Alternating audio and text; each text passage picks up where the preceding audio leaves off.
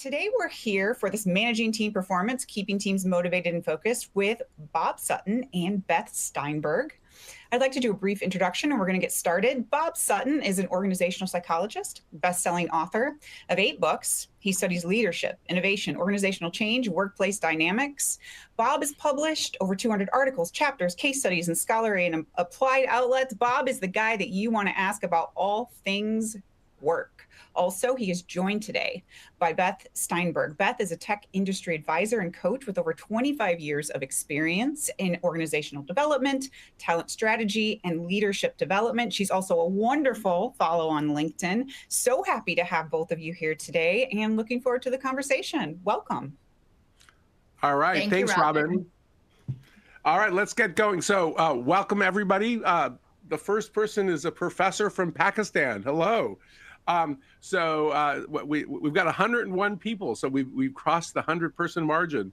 Beth and I are not going to do the formal PowerPoint presentation. Here's our 64-point prepared ideas. Sometimes that's useful. We're mostly going to have a conversation.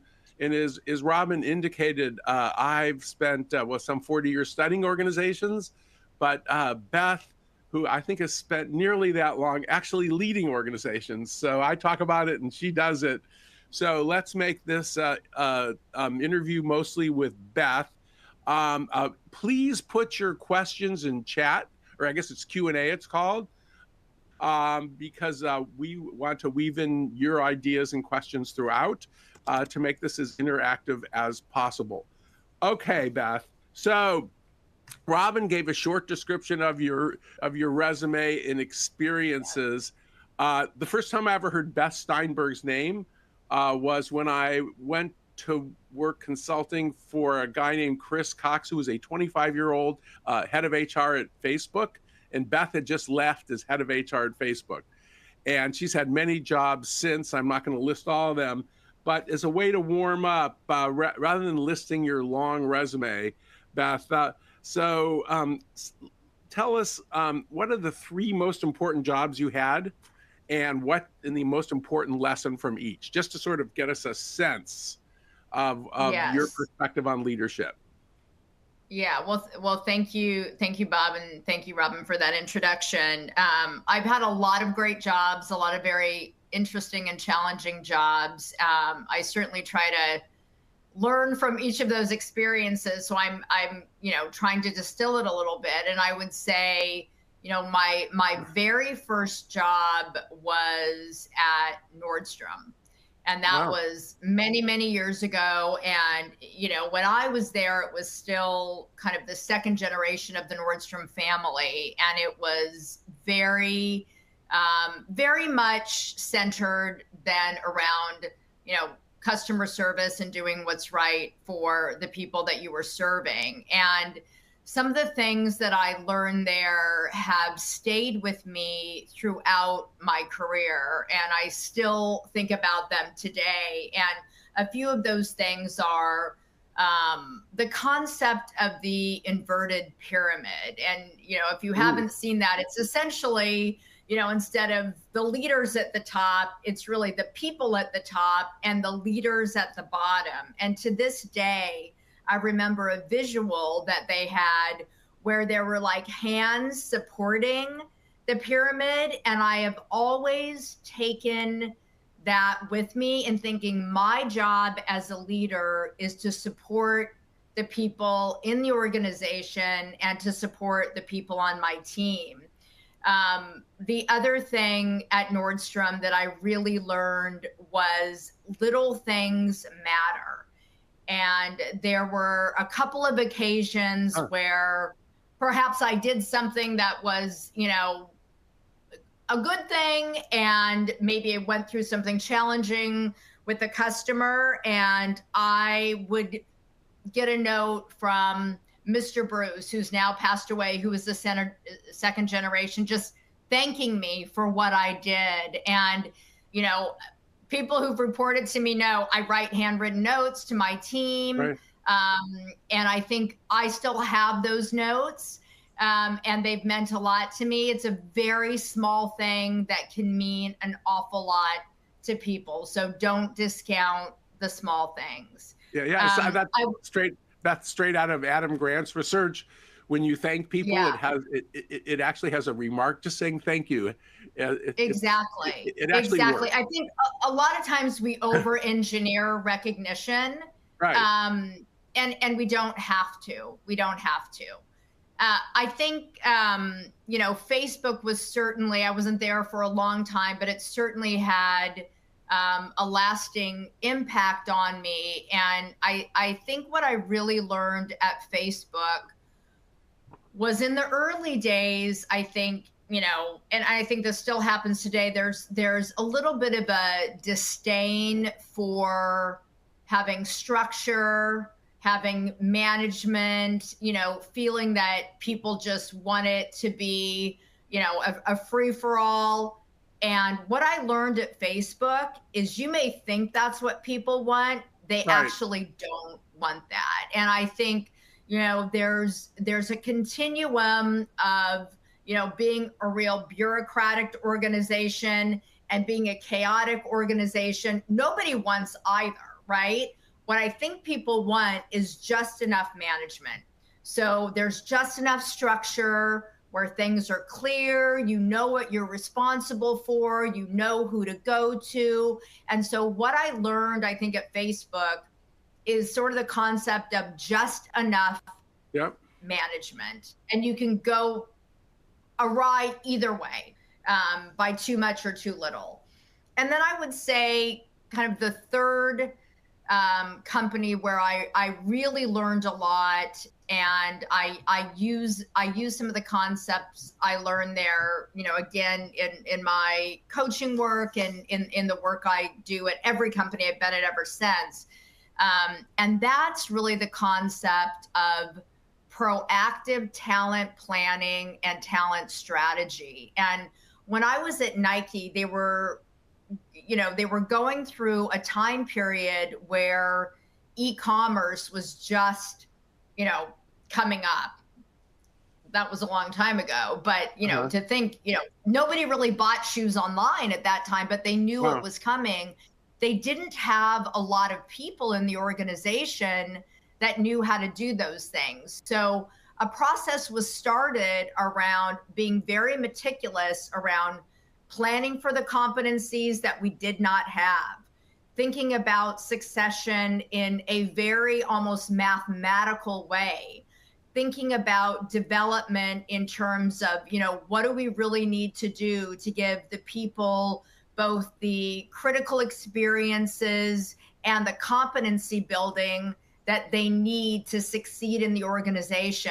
And it took a lot of time. It was a big process, but the results really spoke for themselves. And I've taken a lot of that with me throughout my work since Nike. All right, well, that's a lot. So let me drill in on one thing before I go back to my semi-prepared question. So the point you made about Facebook is really interesting, and it's a challenge for all kinds of organizations, for universities, for every startup I've ever known of, which is the question of, it's basically how you were saying, how much management is enough. And so Beth and I, one reason we're here is that we're going to try to advertise our course, which is called Becoming a Good Leader, which you actually have to pay for, unlike this thing, which is free, and through Stanford. But one of the things we talk about in that course, and I'd like to dig in here more, is this research. This woman's name is Lindy Greer. Lindy Greer was at Stanford for a while now. She's at Michigan, and she has all these different data sets that show the hallmark of good leaders is they know when to push, when to give orders, when to take charge, when to make decisions, and they know when to back off. And it isn't just that the best leaders are always one or the others. They know how to do this sort of power shifting, is what she calls it. Yes.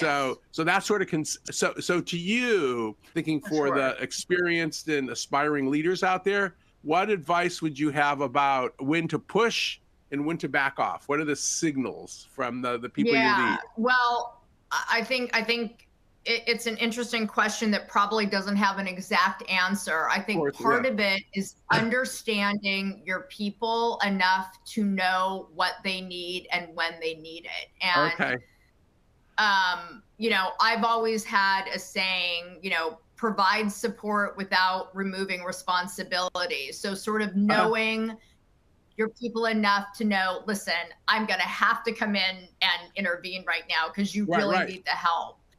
But also knowing when, hey, somebody learns by doing hard things, and I'm not going to stop, you know, I'm not going to intervene from somebody doing hard things. But I think you have to really be very meticulous and kind of read things as they go in order to make that determination. But if something's failing, you probably need to go in and figure out why, right? And I think often we wait too long. And I was thinking about this today. You know, I hear about, and we're probably going to get to a question around this, but you know, I hear a lot of leaders who are very frustrated because people aren't doing what they're supposed to be doing. Right. Frustration is not a management strategy. Okay? No, it's just not. You can be frustrated. That's not going to do anything. So it's your job to figure out what you're going to do instead of just being frustrated. So that's a symptom that you got to do something. It is. Basically, frustration is a symptom. That's a symptom right. So I'm just thinking of Lindy's research, and just to touch on one thing, one of the times when Lindy says, and her evidence shows, that leaders probably should intervene, and is when there's a sort of stream of dysfunctional conflict among people they lead. Yes. Because that's a situation where actually authority is probably necessary to get them to stop fighting, maybe to have them work on the relationship. That's one time. Another time that Lindy emphasizes is there are some decisions, let's just say selling a company when it's a startup, going public. You actually were part of a company that just is going public today. Isn't that true? Do I know that? Well, no, they just filed to go public. They just filed timed. Yeah. So, so those are decisions that are not participative decisions, that they're made from the top. But then there's things like coming up with ideas, you know, brainstorming about how to implement things like that would be more participative. Okay. Right. So you don't want to do your people's work for them. Beth, I heard you say some things that make a difference when you're managing people, and how sometimes we wait too long to come in. And I'm wondering, how do you set people up for success? If frustration is not a good management strategy, how do you set people up for success? Yeah, well, you know, I think, and Bob and I had a discussion about this earlier in the week, but I think there's a lot of research around a model that's a 60-30-10 model, which basically says 60% of success is by setting things up in the right way before somebody even comes in, right? And that's like, is the job designed right? Are you clear about what competencies that you need in this role?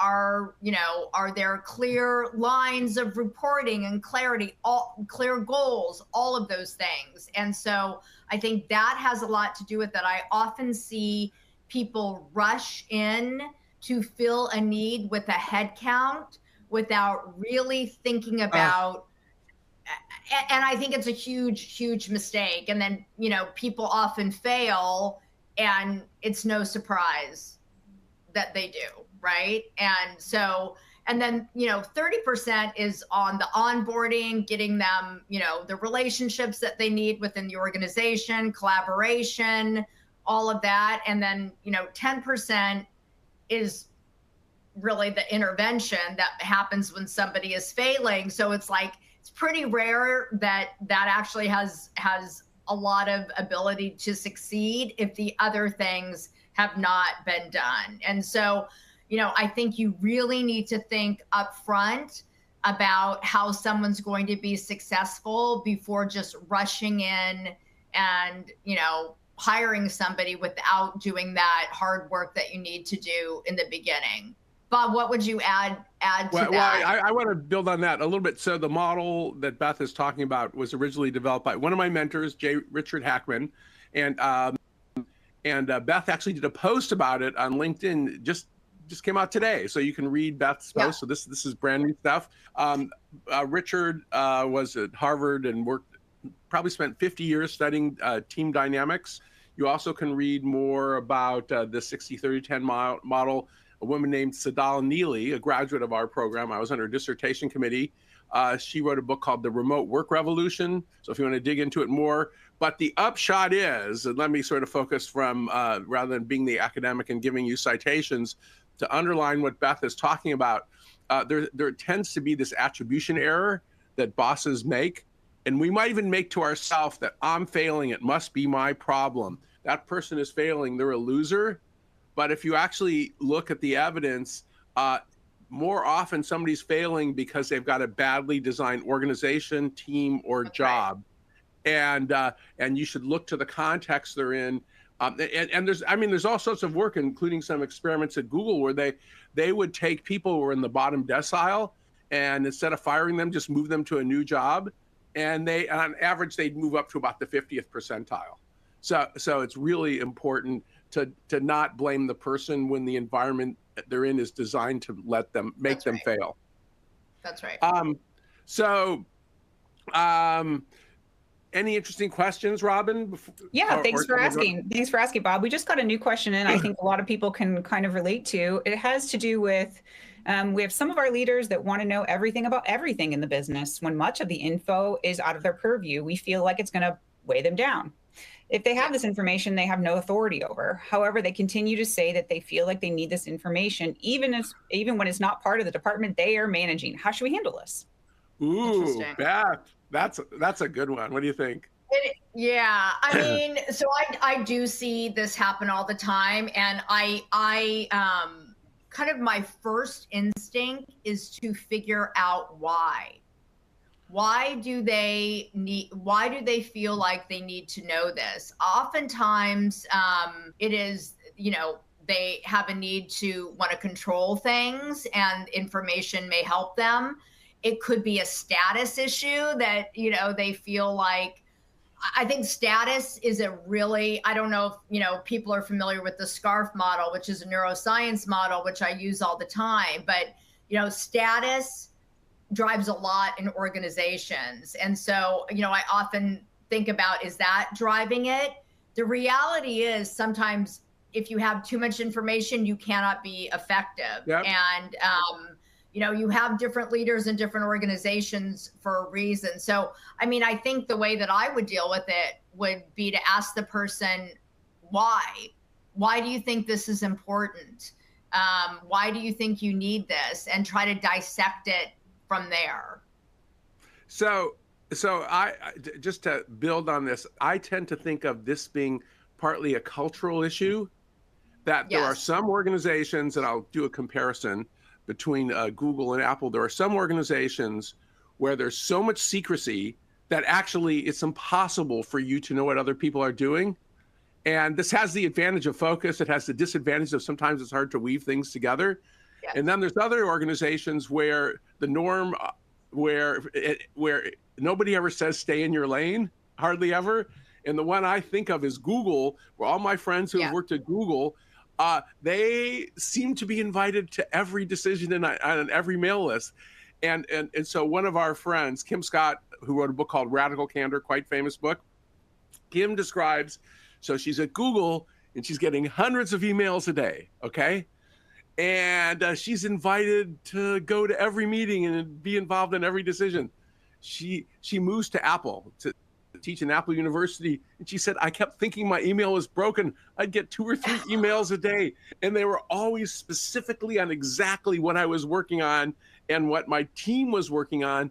And so some of that is sort of culture. And I think the right balance is somewhere in between the two. Yeah. But in different organizations, the definition of what is staying in your lane is a lot different. It's a lot different in Apple than it is in Google. So some of it is what's the local game. Yeah, I do think transparency, is important to build trust. But I also think, being in 1 million meetings a day does not help you be better at your job. No, it does not. And now there's AI technology where you can summarize, what happens in a meeting, you could take that and you could post, this is what happened in the meeting. So people could go back and read it if it's that important to know. But I think it's something that can really be driving ineffective, leadership inside organizations. All right, that's good. So I want to ask a question about self-awareness, since that's one of the big themes you and I are interested in. You've already alluded to it, but I want to pull in some of the questions too. Ruth has an interesting question. Maybe you can help us, Robin, sort of paraphrase it. To me, this is about how to deal with sexism in organizations. Maybe you can paraphrase it better than that, Robin. Yeah, Ruth wants to know how to overcome male bias in leadership and corporate. It sounds like the scenario that she's talking about is females being practically ignored, great attendance, and leading the team still leaves you out of management. So basically what Bob said, how to overcome this very obvious bias that can sometimes take place in an organization. And in this case, she's asking about male versus female, but it could be, any kind of bias. Well, Beth definitely knows about the bias of male. I have. Yeah. I mean, this is a hard one. And I think, unfortunately, bias still goes on in most organizations. I think one piece of advice I would give on this is, in kind of a non-threatening way, ask some of the men, do they see that this is happening? And, I think there's probably the assumption that it's happening on purpose. Maybe it's not. And, simply raising that, this is what you see, and, how can we overcome this? That may actually bring some awareness to them that this is happening. And so don't assume the worst. I know that's hard, right. But don't assume the worst. And I usually try to seek to understand a little bit and try to overcome it that way. Yeah, so even though I guess the new administration says we're not supposed to use the term unconscious bias, it actually does exist. And just to tell you a little story that I was working with the companies about 20 years ago, and there were two women on the top management team who said that they had, like, the CEO used all the right language about being inclusive and wanting to bring in powerful women and bringing them along. And so there were two women and about 8 men on the team. And the women said they kept getting interrupted more. And they even said to him, "You're interrupting us more than the men." And he said, "No, I'm not." So they counted. And about 3 weeks later, they gave him the data, and he was interrupting the women about 5 or 6 times more than the men. And they said he actually learned something and his behavior improved. Mm-hmm. And to me, that's the sort of story that, at least in a trusting relationship, that it did help. But, following, I guess, our audience members' question, there is sexism in organization. And there are also some organizations that are worse than others, I would also say. I would agree. So I have a question, Beth, then. So since you've had a lot of jobs, you've had more corporate jobs than almost anybody I know, if I do the number. Mm-hmm. So yes. So when you do an assessment for a job offer, like, how do you figure out whether you're walking to a place that has extreme sexism or just the usual sexism? That's not what I want. Wow. So what's your assessment? Honestly, it's really tough to make that assessment. I think job interviews are such an imperfect process because everyone's sort of putting on their best face. Certainly you can look at the diversity of the leadership team. You can get little signals as you're talking to different people within the organization in terms of, you can ask them direct questions about, what are the dynamics. But I'll be honest, I think it's impossible. It's hard to know. It's just hard to know. So I just wanted to briefly address a question from a woman named Kimberly, which is basically, we're being nonlinear and going all over the place. Will the program be more linear? Yes, Yeah. yes. The program had an entire development team. It's linear as hell. So Beth and I are not our sort of classic nonlinear, sort of nearly gossipy self that you're getting right now. We had a whole team, including Robin and course designers. So and I'm sure Robin can tell you more about the class. But we promise we're more linear in the class. Absolutely. Thanks so much. Thanks so much for your question. I'm sure our team will be reaching out to you with some more information about the course. This is a snapshot in time of Bob and Beth having a great conversation and hearing the wide breadth of experience that they have about whatever topic that they talk about. So I really love the dynamicism of these live sessions. So that's what you can look for, Kim. Someone will be reaching out to you. Yeah. All right. Thanks, Robin. All right, so enough for a commercial break. Let's go back to talking. So one of the topics that you and I keep going back to, you, I would say, in terms of your work, and then just me in terms of writing, is so in my book, Good Boss, Bad Boss, I talk about how, and this is one of the themes in the class, Kimberly, that the best bosses are in tune with what it feels like to work for them. Yeah. That the best bosses have empathy, and it's not just so they can be loving and caring.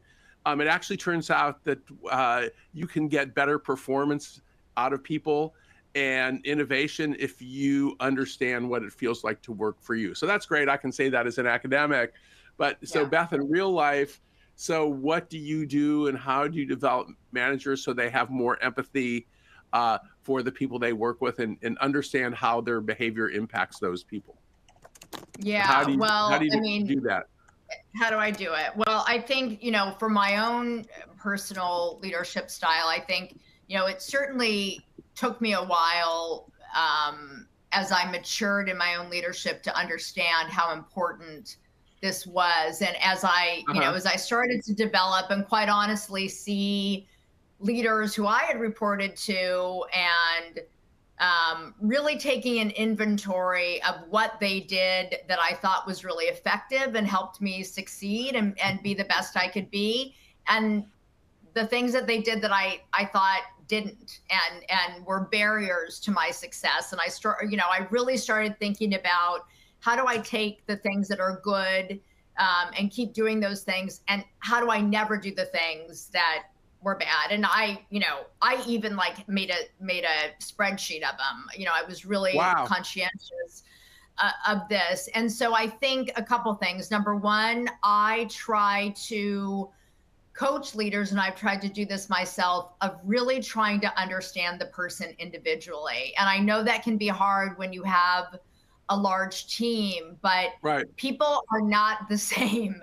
And I think, there are some people that need much more, feedback than others. There's some people that need much more structure than others. And it's your job as a leader to try to understand those things and not have a much more customized approach to how you're managing your team. And I think when you have that relationship, you can really see what is happening and express your empathy for the person and try to help them get through it. Again, it doesn't mean you're going to do somebody's job for them, because you cannot do that. But you really need to make sure that you are being very open, that people can tell you things, good things and bad things. I think it's really difficult when you're the type of leader. Optimism is extremely important. And I know, in entrepreneurs, it's very important, but you need to be able to have somebody come to you and tell you the truth and tell you when something is not working. Right. And so, really coaching people to do that and to be able to be open, with their team. It's really important. I also think showing your own vulnerability is really crucial in leadership and in developing empathy. And, nobody's perfect. I think, I've certainly come in and had bad days and probably done things that are not good for my team. And as I got kind of older and wiser and more experienced, I'd realized, boy, if I do that, which I've done many times, I go back and say to the person, I'm really sorry. That was not, that wasn't about you. That was about me. And so a lot of it is simply just being a human being. Yeah. So I mean, there's so much there. I had sort of two reactions to this. The first one that sort of struck me is more of a story, or it's like a little study we did. So some years ago, we taught a class at the Stanford Design School with Catherine Velchich and Perry Claiborne, who do some stuff with Stanford Online. And so anyhow, it was a class. We actually, our main clients were 5 CEOs of startups, all first-time CEOs, all under 30, all men. So these are young tech bros, got a little money. And one of the venture capitalists we worked with described them as babies with loaded guns. They didn't know what they were doing, but they had a lot of money and were good technologically. So we had our student teams work with them and analyze their meeting behavior.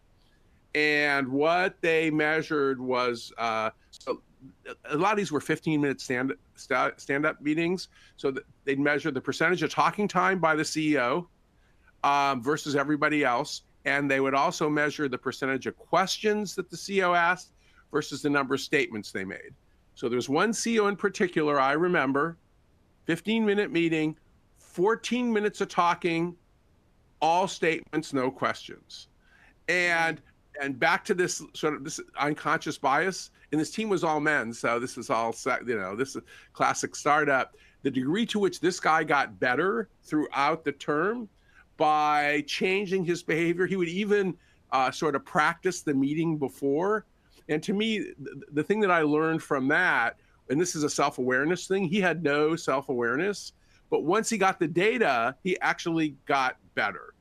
And one other just story about failure. One of the most difficult places to deal with failure and vulnerability is in healthcare. And healthcare decisions sometimes kill people. And there are mistakes that kill people. And one of the most striking things I ever saw was at the University of Cincinnati Children's Hospital. This was about 12 years ago. And the CEO of the University of Cincinnati Children's Hospital started out our meeting, which was on evidence-based practices, by showing a video about a mistake his team made that killed a little girl by giving her the wrong solution. And he said, I think about this every day, and I talk about this constantly because we have to be aware of the fact that if we don't have the psychological safety for mistakes you were talking about, because that's what happened. Was one nurse who was pretty sure something was wrong, but she was afraid to speak up. Mm-hmm. That we need a culture where people call each other out, and so to me that's an extreme case of somebody trying to change a culture and using as bad a mistake as you can make, killing a 9-year-old child. So that was very striking to me. Okay, so Robin, there's a lot of questions coming in. What's interesting? Yeah, thanks so much. So Bob, early on when we were working on the course, you said to me, Robin, the headline of the course is understanding what it's like for the people that you're leading. So the self-awareness. So let's say that you have a little bit of self-awareness. In the case you just gave us, they got some data, they had a little bit of self-awareness, and they were like, the question is, how can leaders work on developing empathy? Beth, you had said just be a human in the world, and you have developing empathy. Are there other things that they can do if maybe it's a little bit hard for people in the workplace to be a human in the workplace? How can they work to develop some empathy? A lot of questions about that. Yeah, I mean, I think part of it is understanding kind of the implications of their actions. Right. And, that oftentimes people don't. I mean, I have a saying, like, nobody comes in to sabotage the company. Nobody tries to do a bad job. And so a lot of times when something isn't going right, it is because somebody does not understand the implications of their behavior. So I think, if they have, if I am a new leader and I'm trying to gauge how I'm doing, am I displaying empathy? Am I doing the right things? My strategy would be to have enough of a relationship with maybe a peer, a direct report, to ask them, please tell me the truth. How am I showing up? And what do you think is good? And what could I modify? And then, really kind of taking that to heart and using that to develop your own leadership style. But you sort of have to have the awareness and the curiosity to ask those questions. Yeah. And I think that's very important to do. So I would do a yes, and so there's questions. There's also finding ways to walk a mile in their shoes, whether it's employees or customers. And one of my favorite examples, years ago, I was on a MacArthur Foundation group. I was the token business person. So this shows you how focused this was for K through 12 education. And I remember there was this New York City high school teacher, and she spent the week shadowing students. And the reason that she was shadowing students is she was mad at them because they were so often late to class. And she thought that they were smoking cigarettes and gossiping and smoking dope, whatever, that they were just doing all this bad behavior. And after she started shadowing him, she realized, and this is back to Beth's 60-30-10 rule, that things were sort of structured that it was almost impossible for them to be on time sometime. And I remember her telling this story.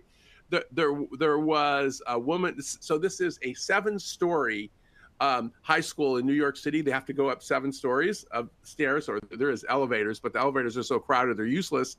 So the bell rings, and there's a woman who's in the basement. The teacher, 5 minutes in between class, the teacher keeps them late for 2 minutes. Okay, so all of a sudden she's lost 3 minutes. So she starts going up the stairs. Well, it's that time of month, and this woman has to change her tampon. Okay, I mean, she's not going to go to class with a leaky tampon. Yeah, she goes in the bathroom, she changes her tampon, and she gets to class 4 minutes late. And and the principal realized, well, there isn't enough time for them to get there. And G, part of the problem is because the teachers are teaching them too late.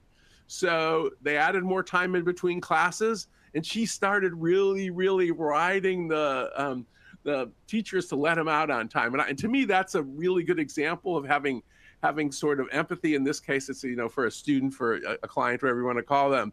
And there's lots of other similar examples of, if you understand what it feels like for the person to go through the workday, it has a huge effect. Yeah, I mean, I think when I was at Nordstrom, when you were a manager in charge of the store, which, you would do anything that needed to be done. I mean, you would be bussing tables in the cafe, all kinds of things. And it did drive such an understanding and empathy for, jobs that were not your jobs. And I think that's really important for people to do, kind of the old HP management by walking around, right. Kind of get out of your day-to-day and really take a look at what's going on inside your department and inside your team. So consistent with that, 7 years is a long time ago.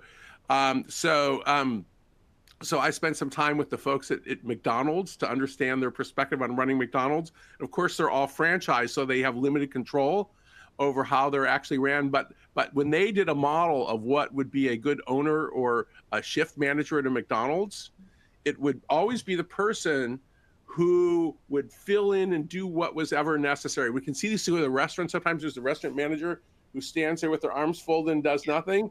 And then sometimes there's a restaurant manager who busses the table, who takes your order, who brings your drink, who fills up your water glass, and they understand how it works and they do whatever is necessary. Yeah. And to me, that's the difference between the sort of good versus not so good managers, is they have empathy and they also support everybody. Yeah, management is not an activity you do on the sidelines, in my opinion. All right. So let's see. Any interesting questions? And then maybe we can have a conversation about doing tough things. Yeah, this is a good one that came in. And I think this is apropos, given the course and where it sits in the program too. Wondering if each of you have any words of wisdom on, given that effective communication is a key aspect of leadership, many successful or words of wisdoms you have for people who are a little bit more introverted. and they're not prone to effective communication. Maybe what you've seen be successful for folks like this. Well, Yeah, I mean, go ahead, Beth. Yeah, go ahead, Bob. Go ahead. We're interrupting each other. I was just going to say, I don't think, you know, there are very successful leaders who are not super charismatic, great speakers. And I think that's, you know, that's sort of a notion that is not accurate. Certainly there are some great orators who are leaders, but to me, being a great leader is really about the person to person communication and, you know, that development of relationships. So I would not ever think that an introvert was not necessarily an effective communicator. I do think communication is tough, and there are ways that you can build that skill, but I would not necessarily say if you can't get on stage and do a talk, you're not an effective communicator. Yeah, so I building it, I was getting all like this because I think that there are lots of leaders I've met who are fantastic, and I kind of like that Beth brought up the 60-30-10 thing, because for leaders, yes, the 10. This might be different for politicians, by the way, but for leaders of regular organizations and teams, the 10% they're in front of the room or whatever might be important, but the other 90% in the way that they set things up is really important. And I'll use the example of my wife. My wife is quite introverted, and she was managing partner of a very big law firm, and she was also CEO of the Girl Scouts of Northern California. And she's quite introverted. And the way that Marina tends to do things is she thinks of how to pull in the extroverts to do the talking, but she picks them, she tells them what to say, and when they screw up, she coaches them, or she won't let them do it again. And that could be everything from girls at Girl Scout meetings to lawyers pitching clients.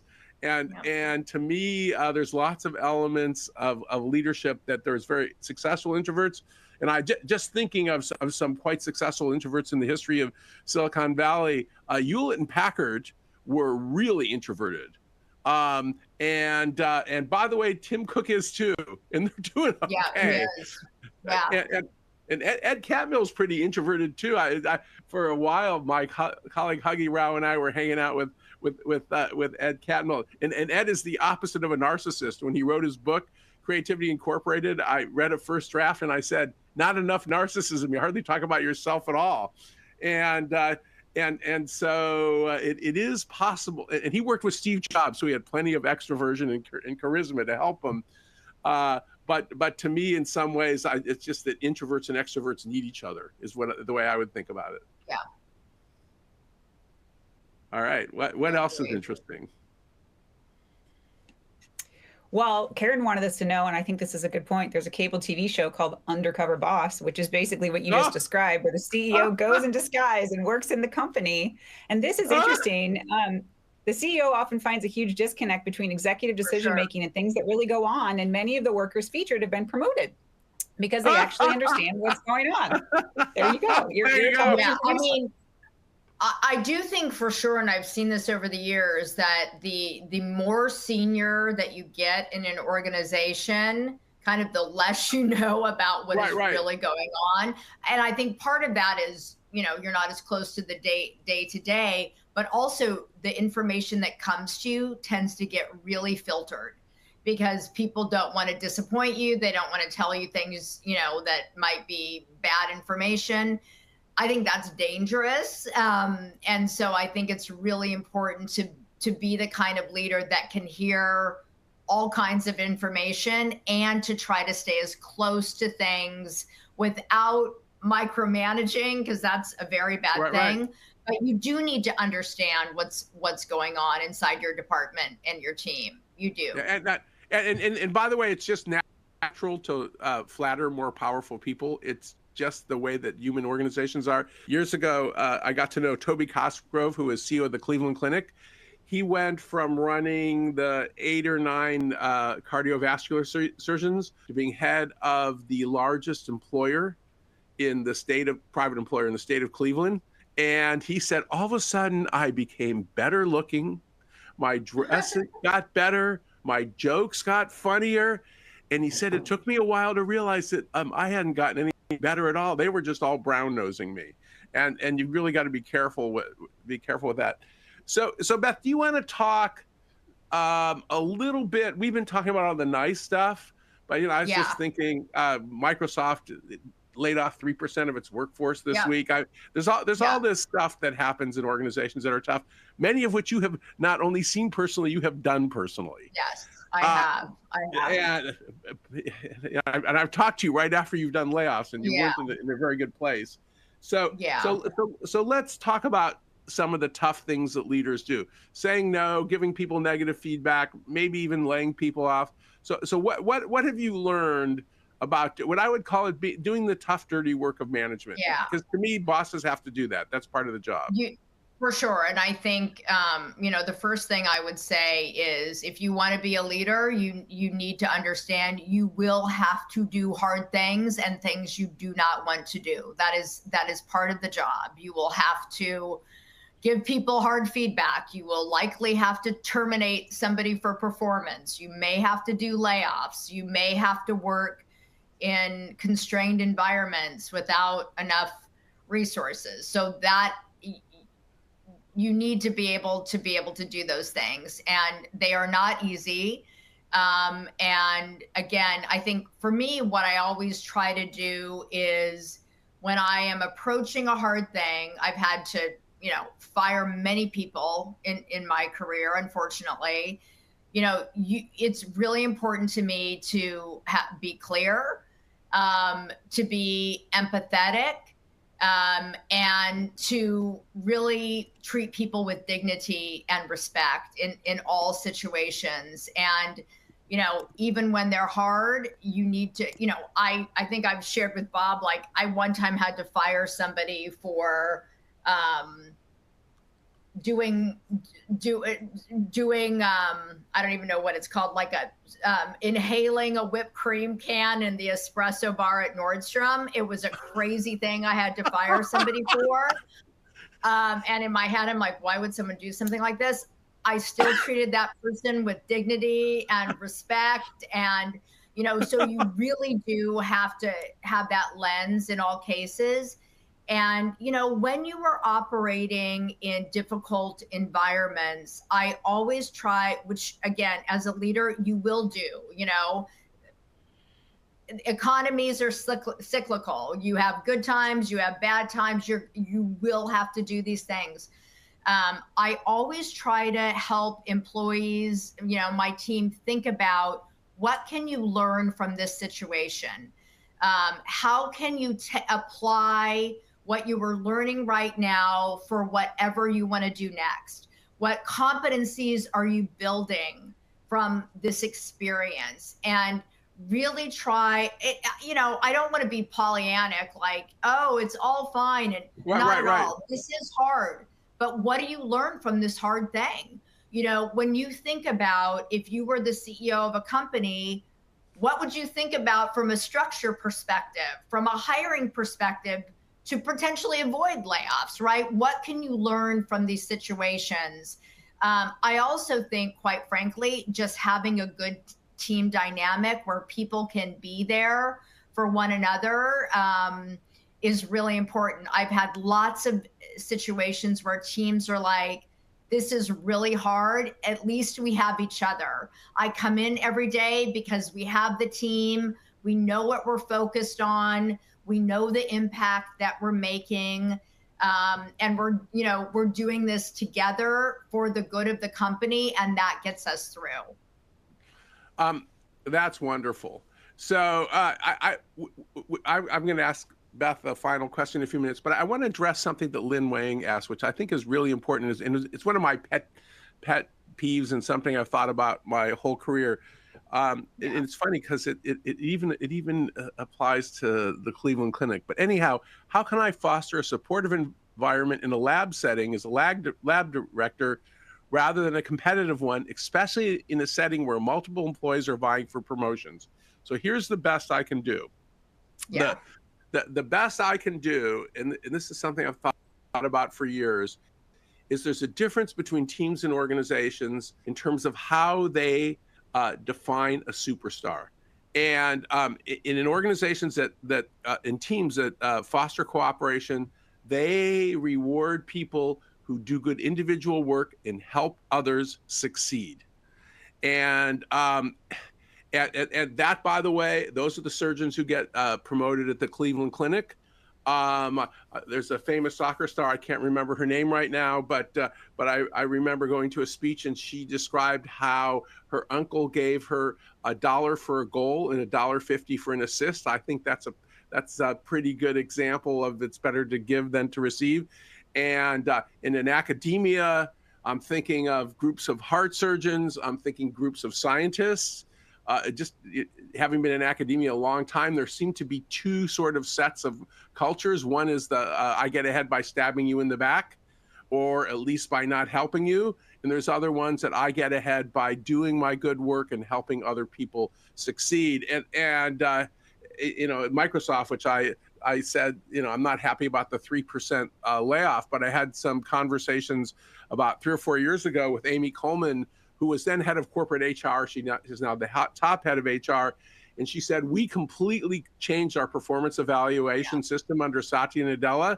So the superstars are people who don't stab people in the back and don't help people. They're the people who do good individual work and play well with others. And having been in academia and lab situations, I've seen both kinds. So that's the best I can do. I don't know, Beth, whether you have anything to add to that.